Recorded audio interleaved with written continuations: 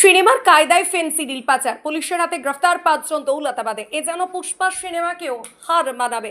অভিনব কায়দায় ফেন্সিডিল পাচারের চেষ্টায় ব্যর্থ হলো পাচার চক্র। বুধবার দুপুরে মুর্শিদাবাদের দৌলতাবাদ থানার পুলিশ দুটি 4 চাকা গাড়ি থেকে মোট 686 বোতল ফেন্সিডিল উদ্ধার করে। ঘটনায় জড়িত 5 জনকে গ্রেফতার করা হয়েছে। তাদের বাড়ি রানীনগর, সাগরপাড়া এবং দমকল থানা এলাকায় বলে পুলিশ সূত্রে জানা গেছে।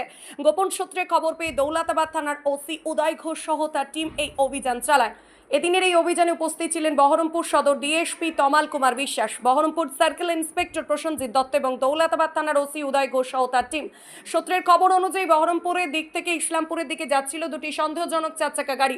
পুলিশ পূর্ব প্রস্তুতি নিয়ে দৌলতাবাদের রাজ্য সড়কের 9 মাইল এলাকায় ওত পেতে থাকে। ঠিক দুপুরের সময় দুটি গাড়ি পৌঁছাতে পুলিশ সেগুলিকে আটক করে। গাড়ির ভেতরে তল্লাশি চালিয়ে দেখা যায় গাড়ির চারদিকের ফাঁকা জায়গায় বিশেষভাবে তৈরি করা চেম্বারে ফেন্সিডিলের বোতল লুকিয়ে রাখা হয়েছে। পুলিশ স্ক্রু ড্রাইভার দিয়ে নাট খুলে গাড়ির চারপাশ থেকে একে 686 বোতল ফেন্সিডিল উদ্ধার করে এবং সেগুলি সিলমোহর করে থানায় নিয়ে আসে। দুটি 4 চাকা গাড়ি ও 5 জন পাচারকারীকে গ্রেফতার করে পুলিশ। বহরমপুর সদর ডিএসপি তমাল কুমার বিশ্বাস জানান, গোপন সূত্রে খবর পেয়ে আমরা দ্রুত ব্যবস্থা নিই। পুলিশের তৎপরতার ফলে আজ বড়সড় মাদক পাচার চক্র ভেঙে দেওয়া সম্ভব হয়েছে। আমরা তদন্ত চালাচ্ছি, এর পেছনে আরও কেউ জড়িত কিনা তা খতিয়ে দেখা হচ্ছে।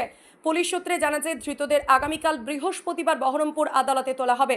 ঘটনার সঙ্গে জড়িত অন্য কোনো পাচারকারী চক্র রয়েছে কিনা তাও তদন্তের আওতায় এসেছে। দৌলতাবাদ থানার এই সফল অভিযান জেলা জুড়ে ব্যাপক প্রশংসা ছড়িয়েছে।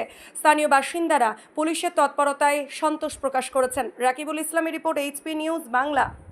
গোপন সূত্র মারফত খবর পেয়েছিলাম, তো আনুমানিক দুপুর 12টা নাগাদ আমরা দৌলতাবাদ থানার অন্তর্গত 9 মাইলের কাছে দুটো গাড়িকে ডিটেইন করি এবং তারপরে ওখান থেকে 5 জনকে আমরা ধরতে পারি এবং গাড়িতে প্রায় অ্যারাউন্ড 700 বোতলের মতো ফেন্সিডিল আমরা উদ্ধার করি। এক্সাক্ট ফিগার 686 বোতল।